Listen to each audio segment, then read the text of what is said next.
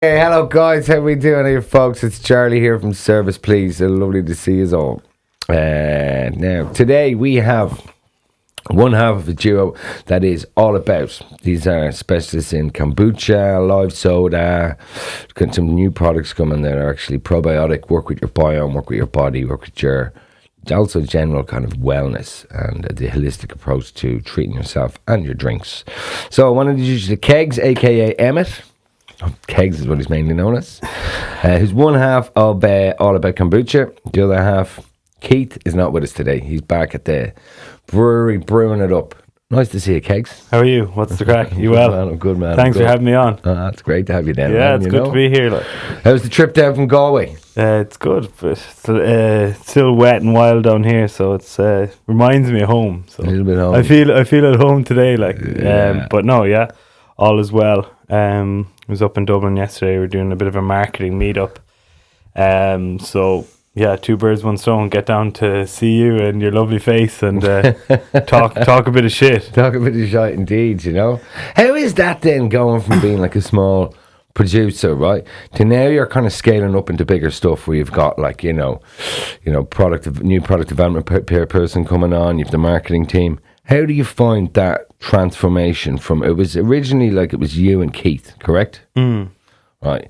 And now you have how many people working? We have 17, including myself and Keith, so right. Scaling up over the last few years, particularly the last 2 years. Yeah, so we're getting we just kind of started moving in the right direction, getting the right funds in. Thank you, Bank of Ireland, for that.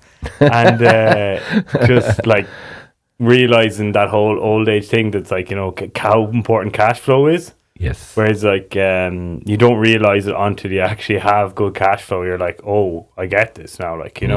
You're able to make decisions quicker. You're able to take risks. You're able to move it along, and you're able to hire good people. And that's what we're kind of at now. We're building a medium-sized business team. Whereas before, me and Keith would be like, sustainability hat, sales hat, brewing hat, clean the toilets hat. And now it's just kind of having a person in each space. Specialists. Specialists who just, that's their field, that's what they know. Yeah, and then they're just tied in with, performance related bonuses and stuff like that. And that's, shout out to my brother. He's coming on for the next year as a quasi CEO, so just a couple of days a week doing CEO role. So he has 12 years experience in corporate. Okay, well that's kind of good. And what is he working in? Finance stuff, or he would have been everywhere? Yeah, strategy and stuff like that. Deloitte. That's super. But KPMG and that kind of stuff. He wasn't in KPMG. I don't think it was Deloitte. And Accenture. Right. Yeah, I want to correct myself. You need fact checker. You need somebody in a business to scale. When you start to scale up, you need that, no? Yeah. Someone that's making people accountable, someone that's making sure, that stuff is adding up. Yeah, 100%. Because you've got pressure on the cogs. You've got a big fat wage bill now. You went from 2 people to 17 people. You're looking at hiring a new product development person, you were telling me? Yeah. Yeah, so that's another wage, that's got to be coming out of the business, Don't want to be scaring the shit out of your hair, Kegs. But no, it's a Friday, come on. Trying to unwind for the weekend. Up in Dublin on my holidays, freaks, But it's a sign of how it's going, no? Yeah. And it is, you need, me and Keith, we completely scrappy, everything DIY. Yeah, we have commerce degrees, but we're Neanderthals in college. It wasn't we were oh yeah, we're going to open a business someday. It was just how did you end up getting into business together? Where did it start? Where did it all begin? It began we met we were kind of bouncing around in Galway. So I'm from Galway, so is Keith. And we'd be we'd see each other at random parties back in the day, chasing women, when you're in fucking you're in secondary school and stuff, but not much taking heed of each other. We didn't bond at that stage, but I knew he was he's gas enough, Yeah, a bit of crack in this. I see him from time to time, and might have a swig of his Buckfast, he might have a swig of mine, that kind of crack. And we're in similar kind of chasing the same women kind of vibe. Shout out to the Jazz Girls. And then then it didn't, like, bouncing around in college, kind of, similar thing, becoming a little bit better friends, but not like we hadn't, like, we can do something together vibe yet.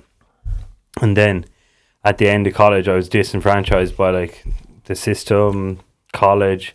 I'd already done, like, a trip to Berkeley at this stage, so I was like, I had sampled, like, a good bit of the devil's lettuce, and, like, I had my first mushroom trip as well. So I was like, mind was opening. And then I went back to do my third year in college. I was on the KPMG route. I was on that, like, okay, I'm going to do commerce, going to do a postgrad, going to do my internship with my suit up in Dublin. And, like, I'm going to follow this trajectory because, like, from what I've been told and what people were saying to me in college, it was like, this was the right route. It's like, it seemed like the perfect route. It's like, I'm going to do well in my undergrad. I'm going to do a good postgrad. I'm going to go into accounting stream. I'm going to get a good job. I'm going to get a fucking Beamer, and I'm going to follow this trajectory because this seems like the right route. I hadn't thought about it for myself yet, but, like, it was like, this is what everyone was kind of saying. This was the way like the natural trajectory because it looks so fucker. It looks so good. It's like, you obviously want to work for Accenture. Like, this is a beast company. It's class. Like, But, like, when I went to California, had these experiences that were, like, a bit more mind opening. I came back in third year, I was dressing different, I was thinking different, and I was just, like, quickly, like, was, like, getting disenfranchised by Galway. I was tired of it, and I knew I wanted to, like, I want more of that California experience. Like, I want to do something different. So I was looking for options, went to basically, like, just these Canadians pitch in Canada, like, come to Canada, like, immigrate here, like, we want Irish, like, and there were just, like, these lovely videos of, like, these trees in British Columbia and, like, these lovely beaches, and it's like, we have all the weather, and, like, it's like a BC bud, and I was like, I'm sold. Came back into the lecture hall. Keith was on my right hand side, and Paul, another friend of mine, was on my left hand side. And I'm very good when I want to do something. I'm good at, like, wrapping people around me, because I know that, if you want to learn something, you want to do something, it's like you need a support network that you're moving as a pod together in that thing. Like, if you want to lose 10 pounds, it's easier to lose 10 pounds with a buddy. Keep accountability. So I always had that in my drive head. each other when the other one's getting a bit slow and weak. The other one's pushing. So I convinced somebody, it's like, this is the truth. So I was like, came back and was like, lads, Canada, $250, 2-year visa, like, get on it, let's get out of here. It's a no-brainer. Yeah. Both boys booked their tickets that night for Canada. And then 14 days after the last exam, we were, like, flying out, Everybody else was just, like, unwinding after the last, like, the exams and stuff. And we were out the gap, straight to Vancouver. Yeah. And that's where me and Keith, like, we were kind of, just before we left, we were going to the college ball, like, the final year ball and stuff, and, having a few pints and talking, like, it's like, let's do something different over there. Like, let's start a night. Let's do this. What about this? So there was murmurings of, like, we're going to go over there and we're going to do something different. We're not just going to work for the man. Like, let's give it a go, like, Yeah. And then we landed in Canada. Just, like, 4 head balls, like, going around the city, just, like, up to no good. 3 days in, we were at a car boot sale on a Sunday, having a few beers. There was this drunk handyman called Jeff, and he was kind of slagging off the Irish, saying we were bad workers. And then he's like, which of you guys, I bet you can't work. I need a hole dig on Monday. He's like, who's going to dig that hole? And then me and Keith are just like, we'll do anything. We'll dig the hole for you. Like, just kind of out of spite. It's like, who the fuck are you? Like, slagging us off the weekend work. We'll fucking show you. Yeah, exactly. Like, we're ready to work. So, to our detriment, we got the shovels then on Monday, probably a bit hungover from the Sunday. Bought shovels? No, your man had the shovels. Your man had the shovels, right. Yeah. And, like, literally put us underneath this house, like, back-breaking work for 3 days, like, digging this hole, digging our, like, Canadian grave. It felt like it was, like, kind of at that stage, we were like, geez, this is tough. But it's like we've left Galway from the safety of our own home, a family. We need to do something. Yeah, and now we're digging a hole. Like, it's just like, what are we at? Like, there's kind of that. But then during that time, the the house owner was like bringing out sandwiches at lunch. We were getting like nice like cans of San Pellegrino. I always say like it would have been nice if that was kombucha for the story, but I don't lie. I'm too truthful. But after the 3 days, your man came out with a fat stack of cash, $20 an hour, $5 more than we would have been earning on the construction site down in like down in the inner city of Vancouver, where all the other Irish lads were. Yeah. And no tax, no nothing, just cash in hand. Johnny Cash King, yeah. Yeah. I was like, this is the job. Then another lad came up from down the road and he was like, I need my shed roof ripped off. Like I needed taken off the roof. He's putting on a new roof. We're like, we'll do that. And just like got the ladders, hopped up, 2 hammers, ripped off the roof. Another few days, another bit of cash. By the time we were on that roof now, like we were chatting, we were like, here, look, this is a rich area. It's like we're in a good spot. It's like get home that night, made business cards, Instaprint, Emerald Services BC was born. Got the uniforms made the next week, started doing cold calls. Keith was like natural salesman, I'm natural builder. And that was kind of our journey then for the next 2 years, you know, hiring between 1 and 3 like Irish lads at a time, doing like, at the start we were like doing everything, like, you know, power washing, painting, any kind of like remedial work, handyman stuff. Yeah. Bought a van. Then we started doing more. Did you have the name on the side of the van? Oh no, we didn't do that. I'm afraid the tax man would come after you then. Yeah, and just like what we'd be up to at the weekends, we wouldn't want any names on the van. Still have no names on the van. But yeah, like. But you ended up getting into decking and doing proper fencing. Yeah, I learned all off YouTube. I learned it all off YouTube. Yeah, just getting more ambitious. Fair, man. Yeah. Redoing our flyers. We like, you know. Of course, some stuff from commerce came through in that time as well. But it was like simple things. Like it's like you're in these rich areas. The mums don't work because the males of the house are very wealthy. Yeah, the big earners. So they're looking after the children. So the mums are home all day doing fuck all. But great ideas about what to do with the fence and what I could do with this. Exactly. They own the budget of the house. Like, you know, no more than like, you know, the man thinks he's the leader, but the woman really controls the household and looks after it. Yeah. And, you know, big respect to the women for all that. So we knew we were like cold calling 1 to 4 p.m. of a midweek. Great idea. Stapling up our flyers around these parks that we could see that these women were naturally like pushing bring the dogs and the kids and all that sort of stuff. And then they'd be ringing us and they'd be like, yeah, like Charles can't get to that fence, you know, he keeps saying he's going to do it. It's like, no, we treat every home like our own. We'll be over there.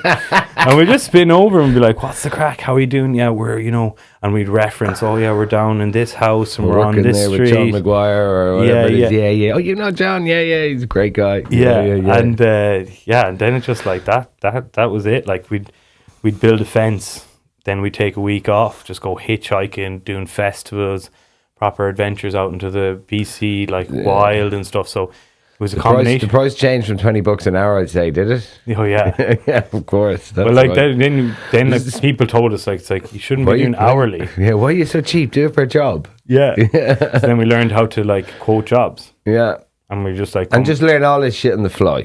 Yeah, brilliant. Using Google and using YouTube. Like at the time, there's no ChatGPT. We would have been quicker what we did, but old school was Google and figuring it out. And then, like, you know, you're going down to like DIY stores, you're going to painting shops, you're meeting other like handymen and stuff, and you're chatting to them like, "What's the crack? Why do you use this type of primer?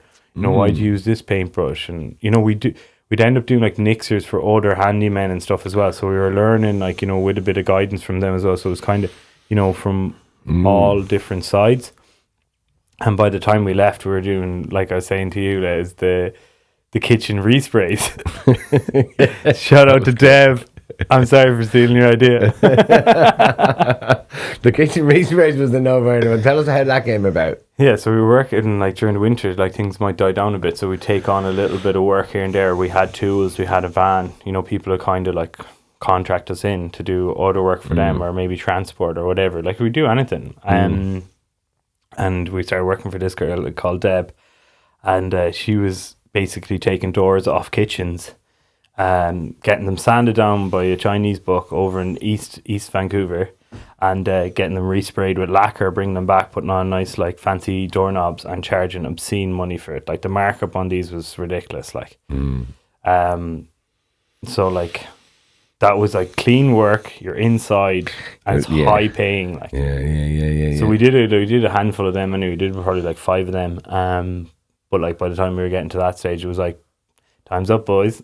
You don't got you have no sponsorship here, buddy. So you have to add like $1 million into the revenue or into the economy over there per year to get like sponsored through your business. Yeah. So we were well off that. Like, so it's kind of like, okay, son, we gotta go. Like, yeah, you know. And then what? How did you end up? You ended up.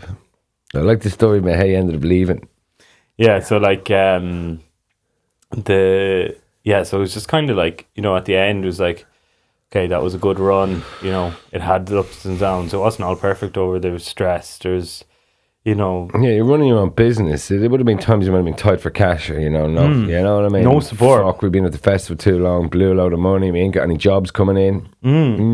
No family. Yeah. No real deep trustworthy connections. Minus a couple of Irish lads here and there, but sure, look, everybody's whacked, and they don't even know what you're at. Like, you know, everybody was like no more than us in Ireland now, or the last 7 years doing what we're doing. It's like people don't really understand what we're at. Yeah. You know, we're just doing it like now. Yeah, generally, like, generally now, yeah. Yeah, you know, you meet people, you know, you're doing things with people, but they're not involved in business. Like, you know yourself that like they don't get the buzz, the entrepreneurship stuff. Like, it's like creators and starters and people that are doing shit, the doers, the makers, like they get it. But like, you know, if you have one of your friends who's just like getting whacked every night, and after like working on the construction site like 5 days a week, going drinking at the weekend, you know, going partying downtown Vancouver, like they don't get what we're at. Like. So it was like there wasn't really people to hear, you know, you can relate with us, like sounding boards, getting people you could even get a bit of advice off, or that kind of stuff, you know. So there's a bit of pressure on it, you know. Yeah. So how did All About then come about? How did kombucha? What was the crack there? What happened? She came back. Yeah. So what we did was when we were over there, we were doing a fence one day, and we were working with this guy Jeff and his dog Doug. And we were doing a fence beside his house in Kitsilano, which is a rich area in Vancouver. And he introduced us to kombucha. So he brought us like 2 bottles of cold kombucha, like for our lunch. Where's the sandwiches, bro? Just bottles of kombucha. But that's when we drank it, and it was lovely. It was like a refreshing kind of tart fermented drink, which is like the kombucha. This is our kombucha here. Branding. And so that was our first time tasting it. Like at first Keith thought it was like a bit like he didn't understand the flavors, and it was a bit of an acquired taste, like that fermented taste. But yeah, we started drinking it like religiously. It was everywhere over there. It was in all the health food stores. There was a full fridge dedicated to in Safeway, which is like super value basically of Canada. And yeah, that was like the alarm bells were like kind of murmuring at that stage. We were just like, wow, this is interesting product. Like, you know, it's in all the yoga spots, it's in all the like sensory deprivation, it's in all these meditation spots, all this stuff that we were kind of actively getting involved in there. So we were like, okay, this product's cool. It's very plentiful over here. There's lots of brands doing it. And so when we came back to Ireland, you know, we did a few bits here and there, but we were like, why can't we find kombucha? Yeah. There's one brand doing it, which was Synergy at the time. And we're like, okay, there's room here. Like, you know, like this trend, I think it's worth putting our eggs in this basket, because it's a good product in terms of its healthy benefits, good for the gut, has all like the microbes in it, bacteria. It's active, so it's a living drink. Ours is real kombucha. So tell me what kombucha is if I didn't know anything about kombucha. So kombucha, it's a fermented sparkling tea that's fermented for about 21 to 24 days for ourselves. And so it's a long fermentation process, like much longer than beer. Yeah. Well, isn't it? Yeah, it would be. It'd be a long process, but like the way it works is like we're constantly cycling in our factory, so it's like it's constantly coming through, you know. Yeah. Versus I know what you mean. You have a perpetual amount going on all the time, so you're constantly making it. Yeah. But there's a lot of there's a long process. As making a drink goes. Yeah. Do you know what I mean? And it's made with a SCOBY, which is a symbiotic culture bacteria and yeast. So it's a. Is that like the mother in like when you're... Yeah, it's like a living thing, you know, that's what I mean. it's you like guys a have to mind plant. that. Yeah, you have to like, feed it and keep it happy, don't you? Yeah, and then and like we still have the same mother that we had started when we were 8 years ago. Like we've never like restarted our mother. It's always transferred from batch to batch. Some of the some old pizzerias in Napoli and stuff have 300-year-old mothers. Yeah, you know that. Families handed down and down. You hear that now. So go on. Yeah, how did you come up with the mother? The yeast. How did you start that? Did you start learning about that? Did you came over? You knew nothing about kombucha. I'm guessing, bar. It tasted good. It was good for you. Yeah. So the process of actually learning about such an intricate thing, alive. It's a living organism. You know, it's like mycelium or something. You know. Yeah. You know, how did you start to learn about that? It was happening in kitchens and sheds. We were good. We're kind of savvy at getting shit done at this stage, you know, like after 2 years of scrapping over in Canada. So it was like our fear of doing business and our fear of like asking people for help was gone, which is like, absolutely, they're definitely two big things that you need to work on overcoming. Fear of asking people for help, fear of just doing and getting out of your way, not being so caring about what people think. I think it's super important. Like there's no way I would have started this business if I hadn't went to Canada, because I would have been so fearful of what people thought about me in Galway that I was like, the hurling soccer player, rugby lad from the Bish. Like that was my ego that like, this is how people associate me. I'm not a business person. Like, why would I deserve to be a business person? Yeah. You go to Canada, you don't know anybody, so it's like free to do what you want. You get to start again and almost create yourself in whatever way you want to be. Yeah, and then so like when we wanted to learn about a new thing, which wasn't fences and decks, we already knew that like YouTube, Google, okay, that's a starting point.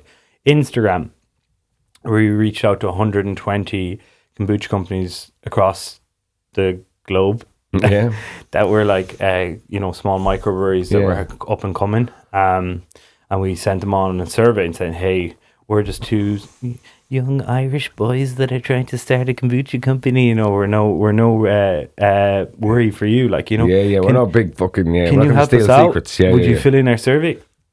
We reached out to 120. 6 people filled in our survey.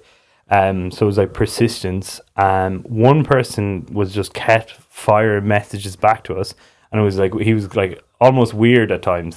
Okay, but he was loving what you were doing. Yeah, he was interested in talking about kombucha. Like, he was kombucha and he was full knowledge share. Yeah. So then this guy Wouter, which is like we wouldn't be here without this guy as well. What's his name? Wouter. Where is he from? Belgium. Right, Wouter. So we were talking to him on the Instagram, and then we were like, you know, can we come over?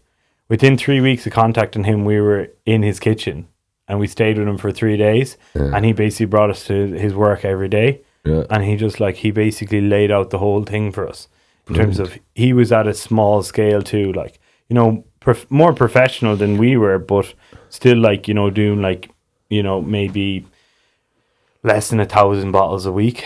Right. Yeah. So, you know, small enough scale, but like, you know, that was more than, we weren't brewing much at all. Like we were just doing like, you know, maybe 9 liters a week at that stage. So just in the kitchen and stuff. Yeah.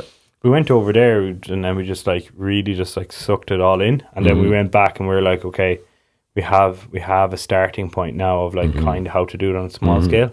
So we just, you know, converted a shed in my back garden. Parents and all that, friends and stuff thought we were mad now at this stage, because no one knew what kombucha was. Like, you know, this is 8 years ago. Yeah, of course. So it's just like, what are the boys at down the shed like? Do you know? And then off the all kinds of medicine. They're not thinking they're making a health drink. Yeah. They're doing something else. Yeah, exactly. Like, this is like questionable. Like, the guards didn't come down to us. But yeah, we just, like, you know, a lad in Galway gave us our first opportunity, sold 3 cases into a local cafe, Ground and Co. That was the start of it. Like, that was the best buzz ever. Like, and I'm glad what you said about it was you didn't have the fear of fucking up or making a mistake or basing your decisions on what people perceived you to be. Yeah. So, you know, that was the big thing, as you said there. You were you were a bit fearless in just going for this. Yeah. I mean, that was a mindset you felt you just got changed from being away, leaving Ireland and getting out from underneath, you know, the table that you used to sit in, that kind of thing, yeah? Oh, yeah, and that's something, yeah. It's a big thing. That is huge, yeah, and even something you probably still take with you now when you're looking at new, because I know you're looking at new products and stuff at the moment, aren't you? Yeah. Yeah, Yeah, there's no fear now. Yeah, just think, fuck it, try it. Yeah, 100%. Yeah. That's what I say. Yeah, you have to try something. You throw it against the wall. If it sticks, brilliant. Let's see what we can do more like that. If it doesn't, right, try something else. Try something else. Yeah. Yeah, and you become more tactical at what you try over time. You're like, you're like, you know, at the start, it was like me and Keith would always get like deflected. Like, even with kombucha and stuff, you know, we'd have so many ideas every year that we'd be like, it would like take us off point. And like, I'm notoriously bad for this, like doing more creative stuff than doing business stuff, and you know, getting distracted and my energy being spread over 5 projects. But I like that as well, like, because I like to be like bam bam bam bam bam. It keeps everything, you know, the neurodivergence in you just being able to keep it all fucking going is the fun. I don't know what it is, but I'm not getting diagnosed with anything yet, so I'm just going to enjoy it. How many units are you producing a week now? Yeah, but you know, 25,000. 25,000. Yeah. Lovely. All that came from fucking 9 litres in the shed. Yeah. Brilliant, man. That's fucking savage. Yeah, so we have like 6,500 square foot factory. We have like 8 people in production, and then like canning line that does like, you know, couple of thousand, like maybe under 1,000 an hour. We're not producing all the time, like, you know, not every day, but we have capacity to do more.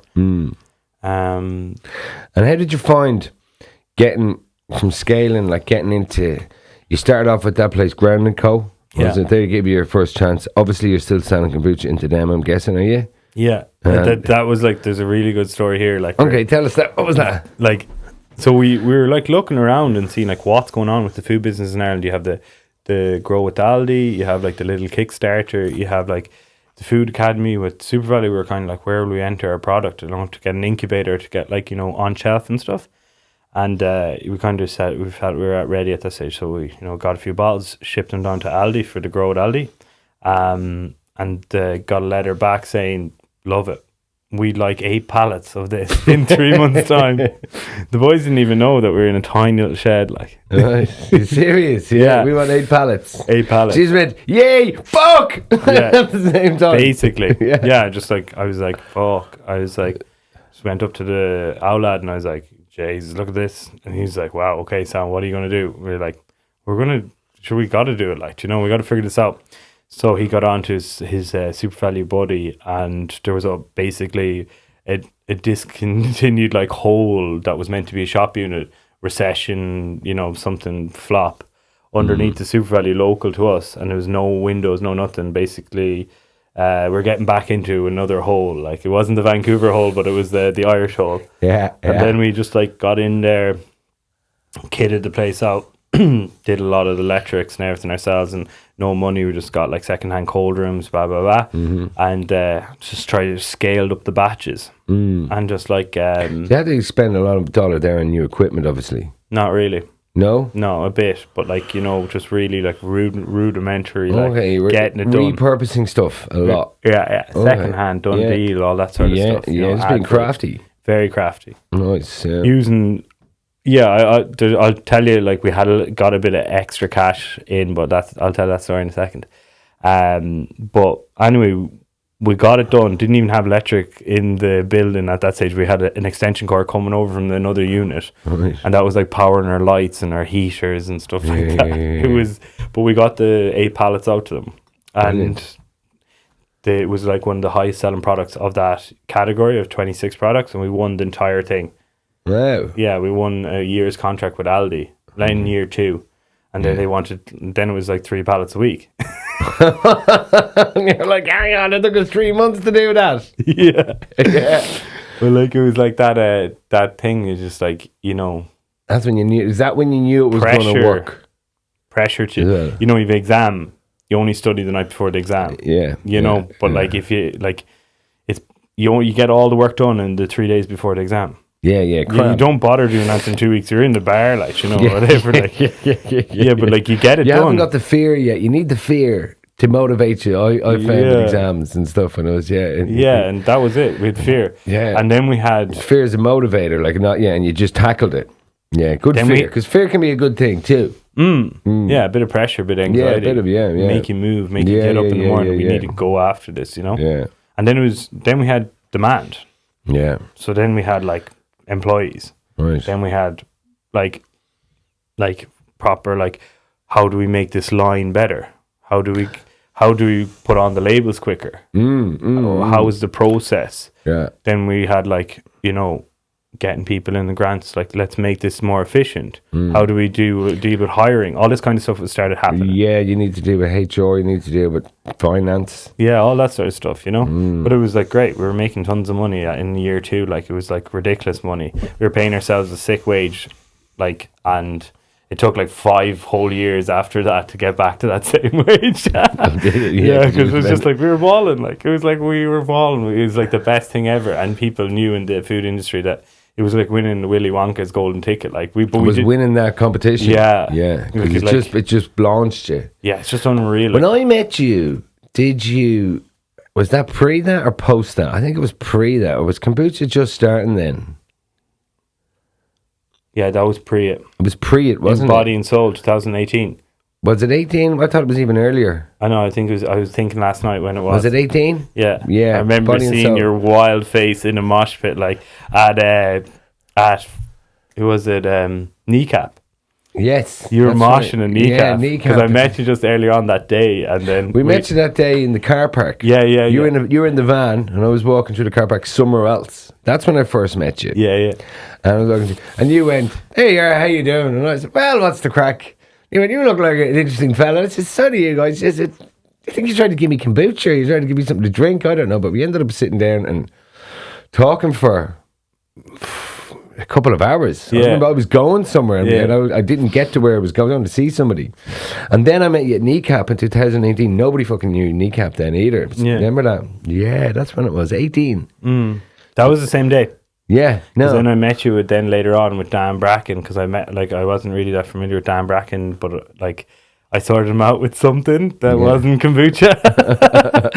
But then, like, I met him and he was giving me all this weird tea and stuff in the forest, and you were there as well, and then it was just like full circle moment. Yeah, Fancy Dan. Yeah. Good man. Yeah, Fancy Dan. Deadly fella. I want to get Fancy Dan on this, actually. Oh, yeah. He would be ideal, you know? Yeah, he's a character. He's a good man. Yeah, good friend. But that was, at that stage then you just won the competition just after that. Yeah. Was it? And so what year did you win the competition for? 2019. Okay. So just after that. Because it was like you had this idea, you were just telling me you were starting it up, but I told you the game I was in and you were asking me a few questions. What do you think? I'm like, yeah, fucking go for it, man.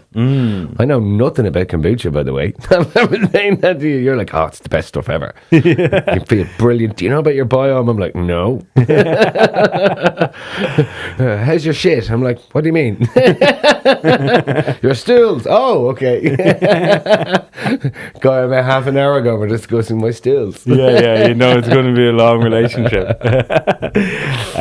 But at the same time, I don't think we had done it yet. I think it was 2019 that we started.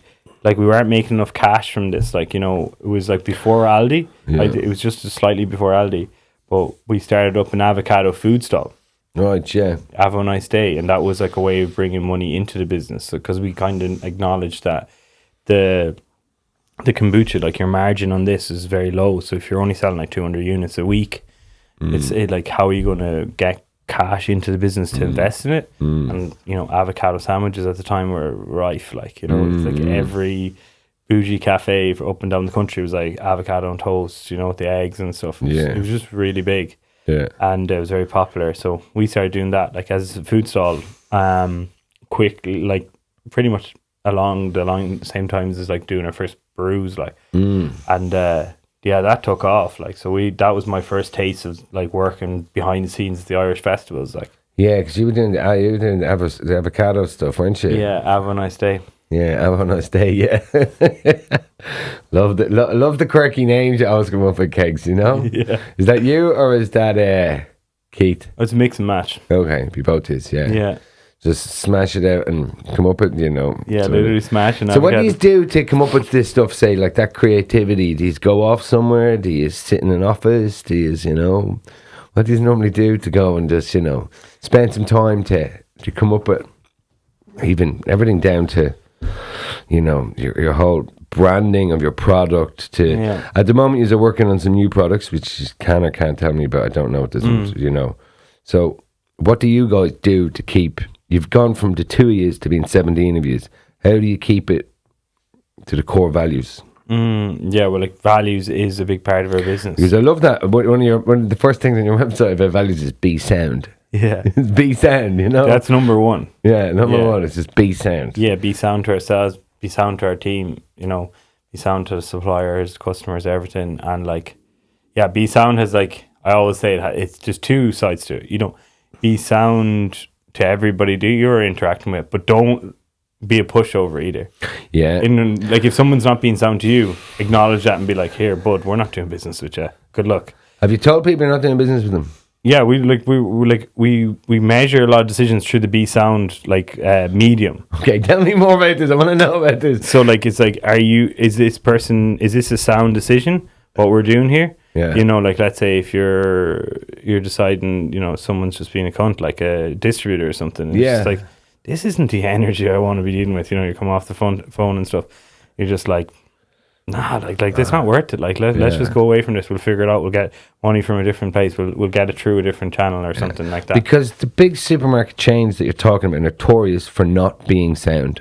Yeah. They dictate the price to suppliers. And they say, no, we're going to give you, we were giving you 2.20, now we're giving you 2, or whatever the figure is. And that 20 cent could represent 90% of your margin, for example. And a lot of people suck it up and go, right, fuck it, we can't lose Tesco, Dunnes Stores, Lidl, I don't fucking know. Yeah.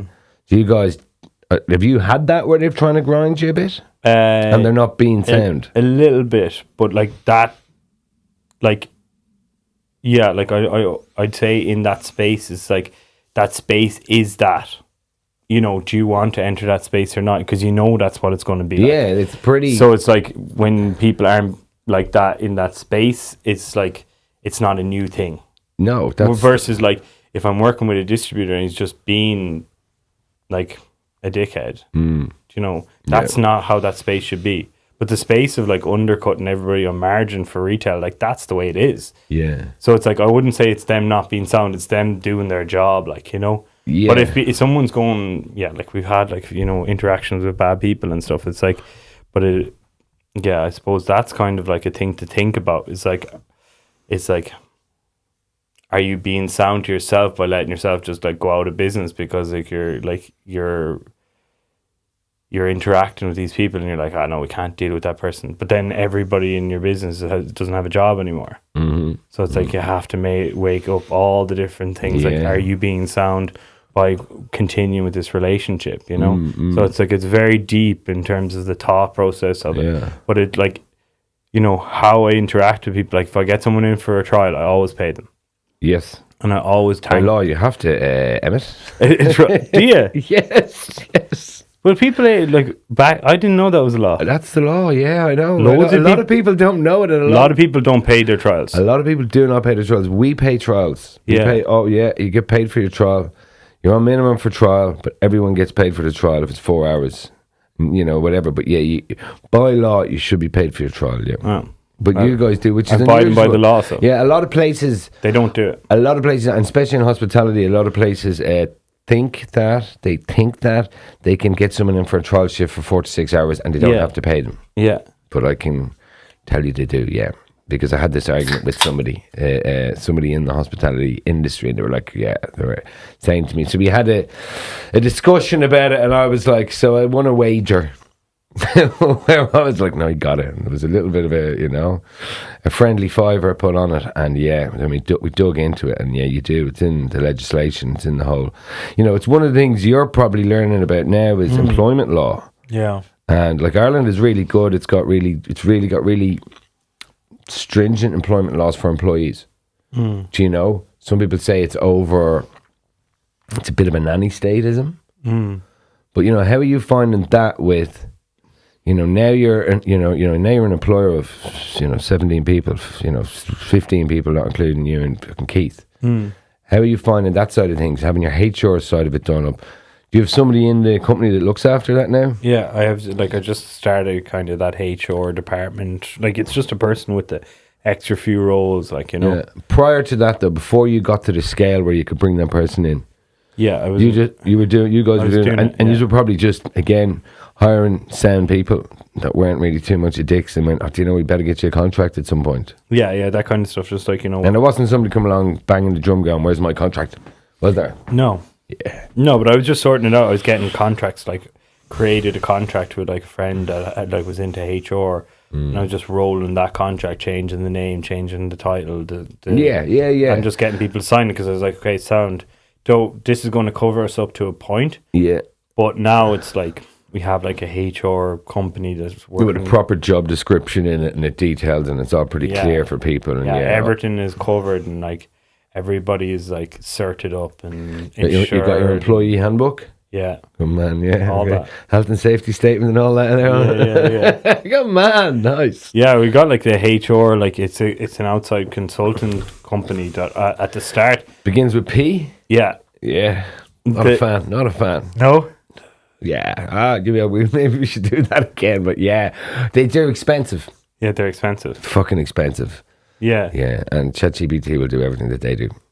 Yeah, I know, but they're handy. Do you know what they're handy? But they make you sign. They make you sign a 3-year deal? Yeah. You signed a deal recently? Yeah, I found it was 5-year deal.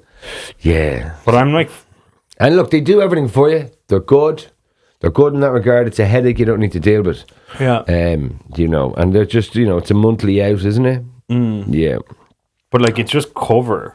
That's what I mean. It covers all that stuff. Yeah, and then if you end up in some situations, they'll defend it. They'll do all that stuff. Yeah. Yeah. Yeah. So I just cover and cover that. It's a boring part of the business, but it's the part that needs to get done. It's necessity, and then focus on the big fish.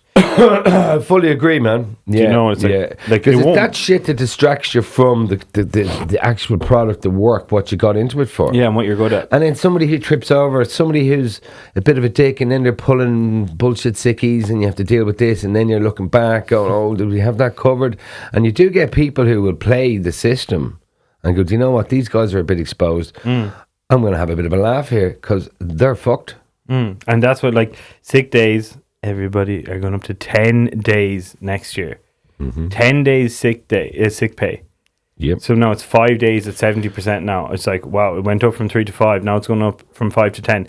It's are we just getting sick? Is it not going up to 7? I think it's going up to 10. I haven't looked. I know there was a pause on it. It was meant to happen again earlier this year. I think it's going to 7. But 10 days, yeah, Mate, as you know, Nate, 4 weeks an employee loves that. Yeah. 100% if you're an employee, if you're a bit 9 bank holidays, 20 days holidays, and your proposed 10 sick days. Yeah, so 40 days paid. 40 days, which is 8 weeks.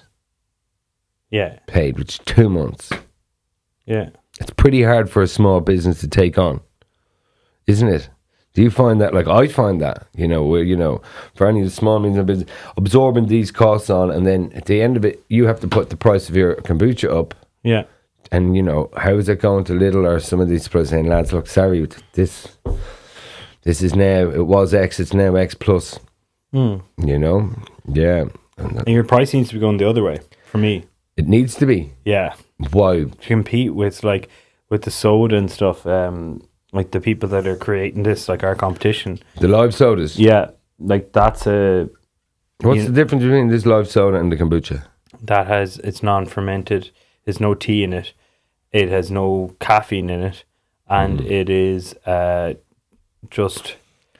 There's caffeine in kombucha, is there? Yeah, it's like 1 cup of Barry's tea equivalent to caffeine in that. Okay, yeah. And then this one has added prebiotics, and it's going to have added fiber in it.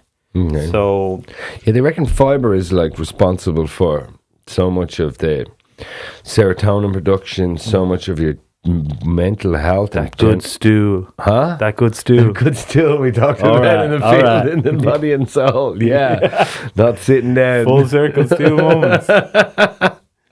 Stool is key. I did a stool test there recently. Like, I'm getting fascinating results from it. Brilliant, Yeah, in terms of, it's amazing. And my brother was into that space.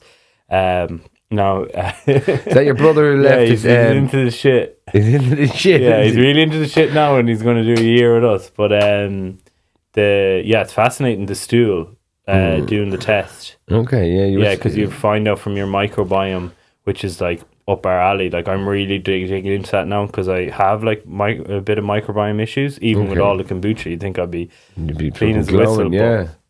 Sure, you know our space, like the festival scene, all that sort of partying and all that. Like, Yeah. Sure, your gut goes through it. Yeah, Every summer. You're depleting so much of the good Working the good bacteria in there, yeah. Partying and then also sleep is to do with it. Yeah. You know, what you eat, your mood, it all affects your microbiome, doesn't it? Yeah, and there's a lot of new research done on microbiome now as the area that hasn't been explored in the body. Do you know? Yeah, the people gut-brain axis. Yeah, people just presumed it was, digestion. That's what it does. Yeah, it's just a passageway.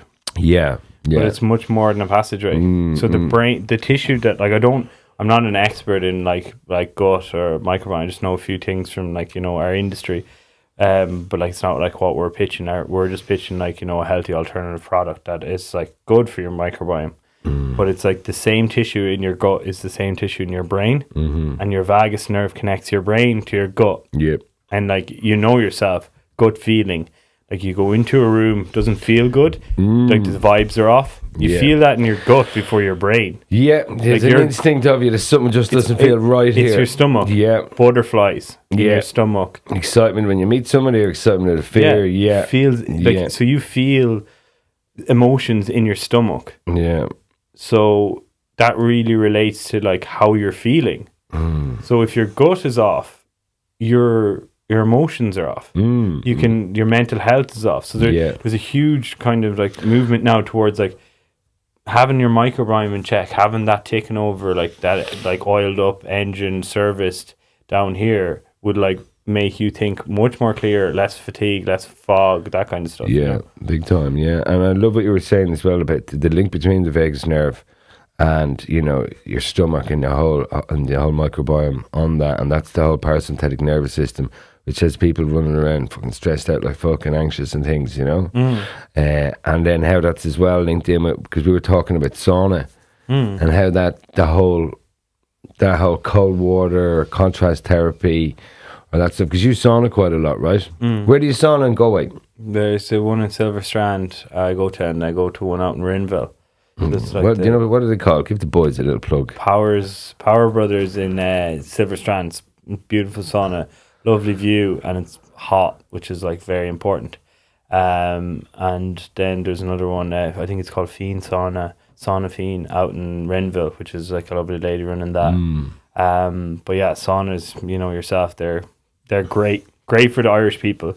Yeah. And like just a great movement, of a healthy movement that's just like really ample. I don't even know if that's the right word, but it's a good it's good for our time. Like, I think what we're going through, disconnection, social media, AI, the movement to have a place where you can sweat with other people, get rid of a bit of shame about our bodies. This is me, this is you. Look, we're all trying to get through this life together. Like, what is the crack? How are you doing? Like, meeting each other at a raw level. Like, and like, back in the day, you're meeting each other at a raw level after 5 pints. Yeah. And then your barriers are broken down, like you were saying last night, having that experience of like, geez, I love you, man.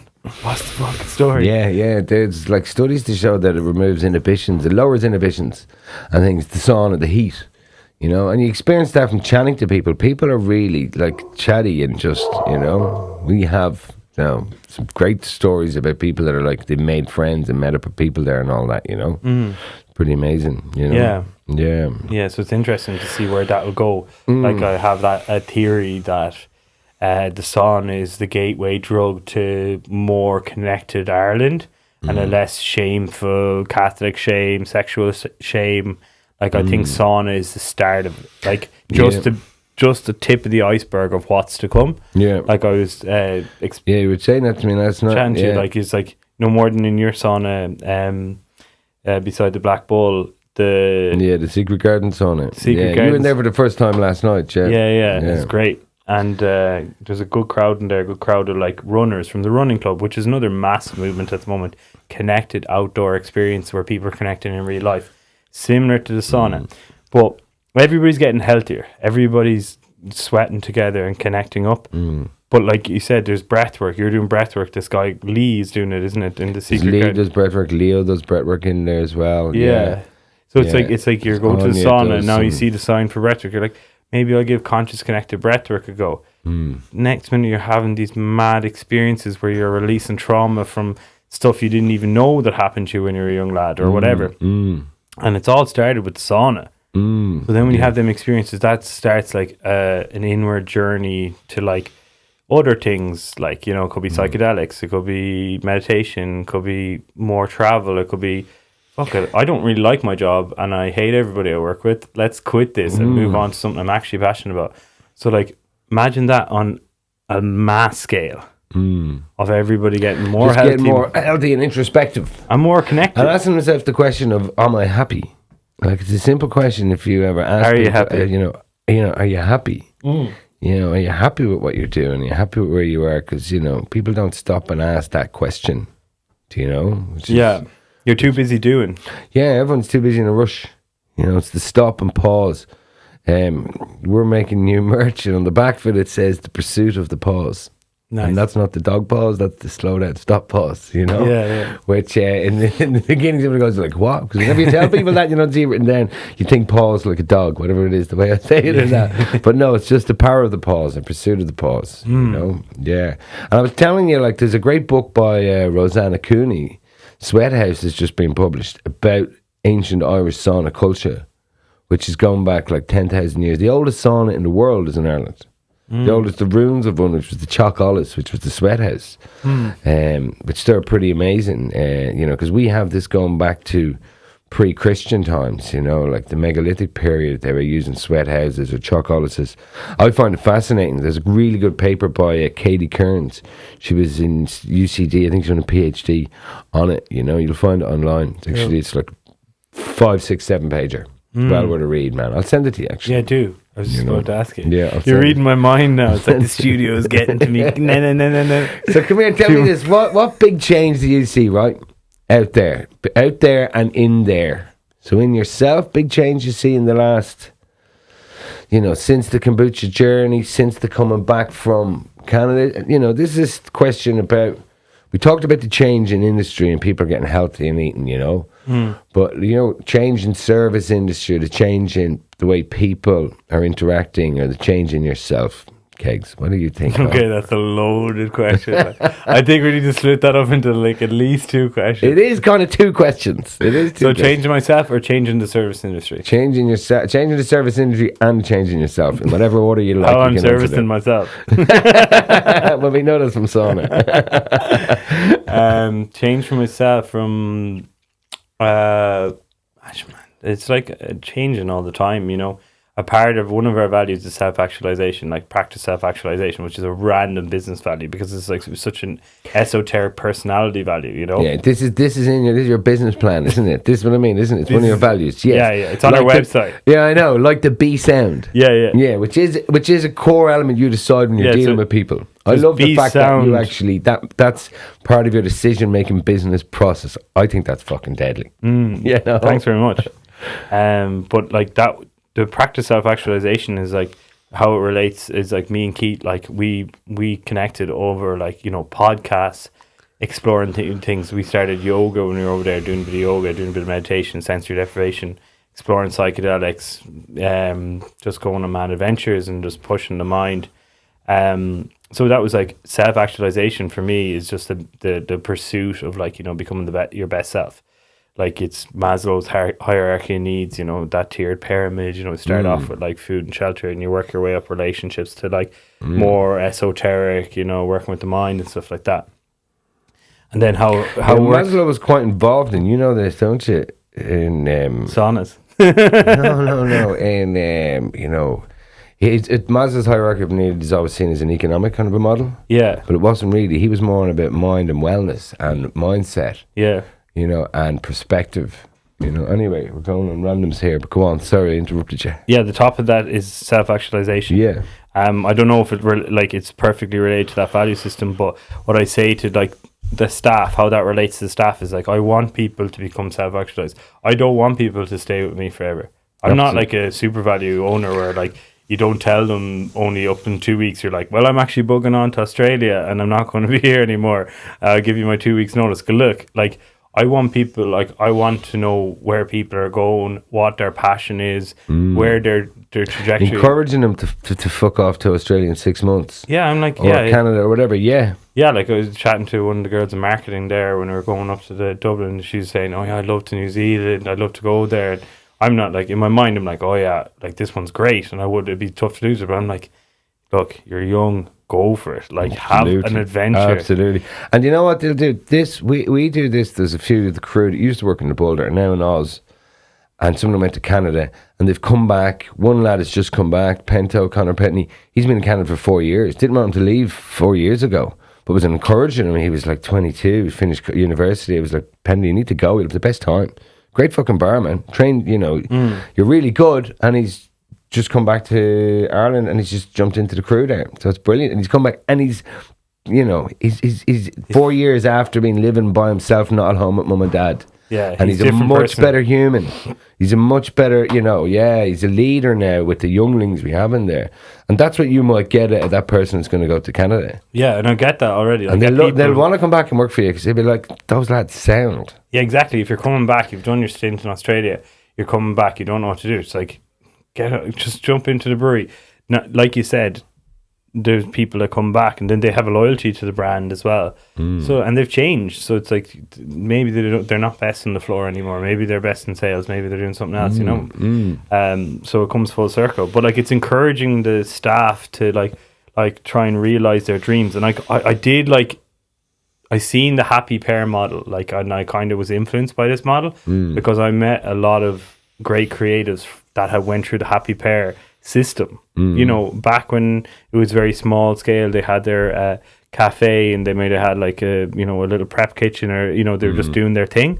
But unreal people have come through happy pair, because happy pair, well, obviously it's an institute, but it's like, you know, it's positive vibes, it's like vegan food, it's like, you know, we're trying to respect humanity, we're swimming every day, you know, they're doing cold immersion before like it was even a thing, you know. And so they're ahead of their game, and like, you know, the lads, if you've ever met them, they're loop de loop, like, you know, they're like, they're so energetic, and they're at it.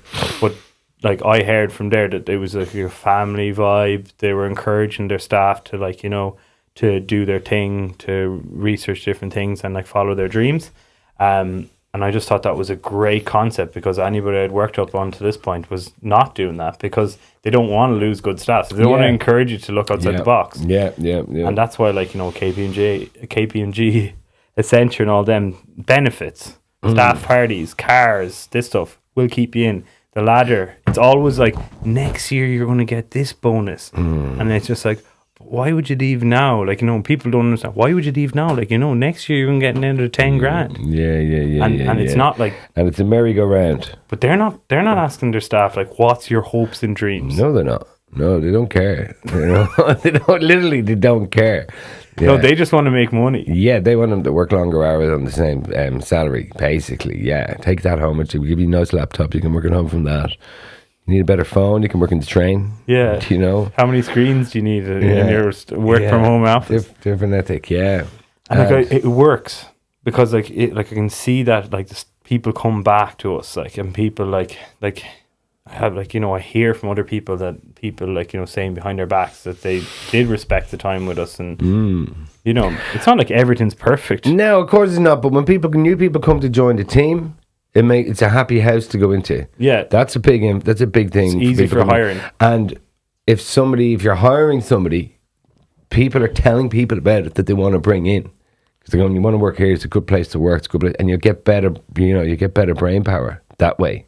Yeah, and happy people generally are more productive and they're more creative, and they create better product stuff for you eventually. Do you know what I mean? Yeah. But because they believe in the thing. And like no more than like I go into like this year, me and Keith focused on doing like more talks in colleges about giving people a second option. It's like, look, we were in college 11 years ago. Look, we've done this. We're still, youngish. At like 32 and 31. It's like we're not like super successful yet, but we're successful enough to come in and say, look, we have 17 people working for us. This is what you can do. Go on a mad one. Find your passion. Let's do it. But it's also like great for finding new people that are interested in, working for a company that's a bit different. And yeah, like even this year we hired a girl called Serena. She's doing global marketing. I think she's in second year, but she's humdinger. She's been absolutely excellent for us, and she's done such a good job, and serious future, like, But it's great to have her just for like a year. Yeah, you just get a bit of time. And she's learned a ton. She's done loads of events with me this year, so she's been around.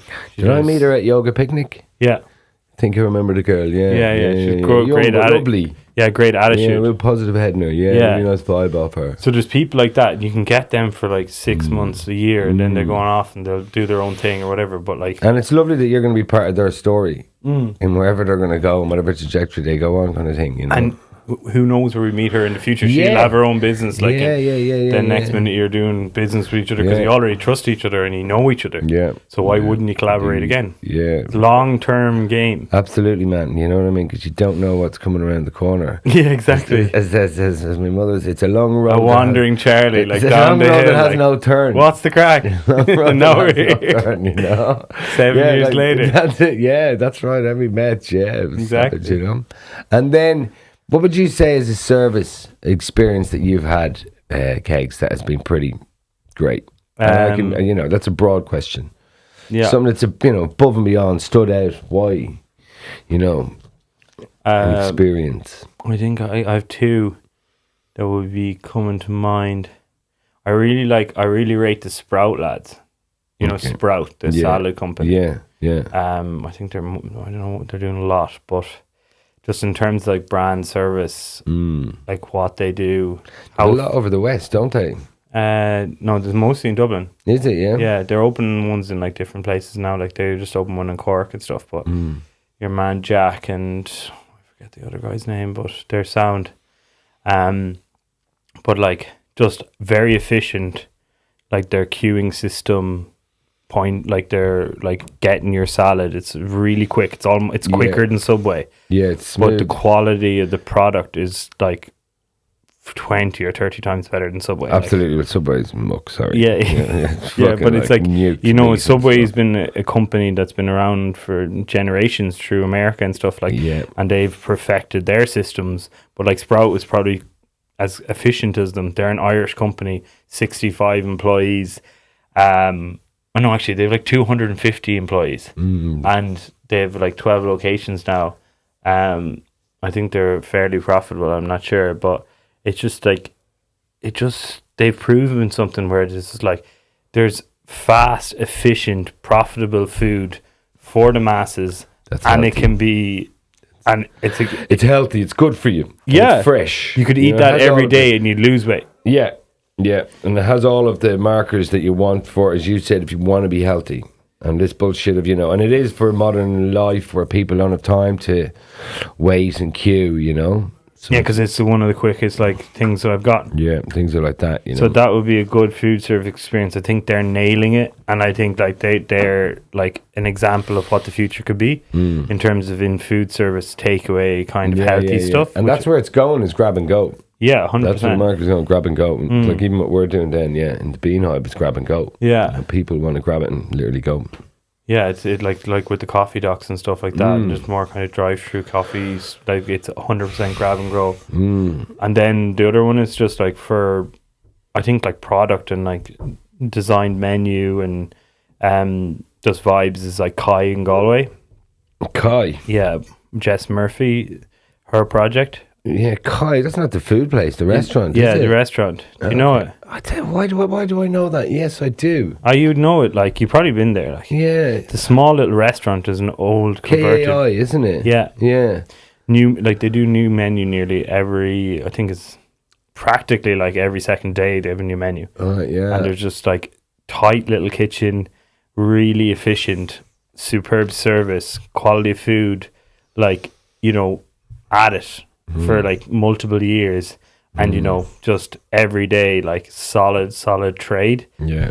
And quality Irish ingredients, Yeah, it's locally just sourced. proper local stuff, isn't it? Yeah. Yeah. Wow. It's like really good kombucha. It's not really. I love it. Yeah. No, but they like yeah, like it's like I kind of like Jess's attitude as well. She's like take no shit, like kind of like rebellious, supports the right ideas and stuff. And I think like I like that raw kind of Irish chef vibe, you know, Yeah. where it's like it's not Michelin star up my own hole. Like Yeah. I'm going for my third star, like, you know, it's like like wherever that, I don't even see much of that, but I'm sure there's a lot of that up in Dublin. Whereas in the West, it's just like, it's like, give me a plate of food that's like unbelievably decent. tasty, Yeah, and gonna tasty fill me and up, fresh and good. and I'll give you 17 quid, you know, and I'll have a nice IPA that's like locally brewed, and like let's have a good time. Yeah. Like it's not Michelin star stuff, No, but you it's just better. remove the fluff and just give me the you know. You go in, the you pay real 50 wholesome. euro for two people to have a meal and a drink, and you're just like, job done. Like it's just like, God, I have to check it out when I'm over there, man. Cause yeah, next time, you know, when you're down, or run on yeah, when I'm down, our secret adventure. a secret little adventure that we're doing, exactly. Yeah. Well, Kegs, man, I have to say, I could talk to you for hours. We could just keep it going, which I think is pretty obvious. But thank you so much for coming down and being here in service, please. It's been really great having one half of, you know, All About down with us here in studio, in the Magic Door studio. Guys, I'm Charly from Service Please. We'd love you. If you like what you see, you can share it, you can like it, you can follow it. I never do the social media shout outs. I'm always in trouble with James, the producer, because I never do it. So there you go.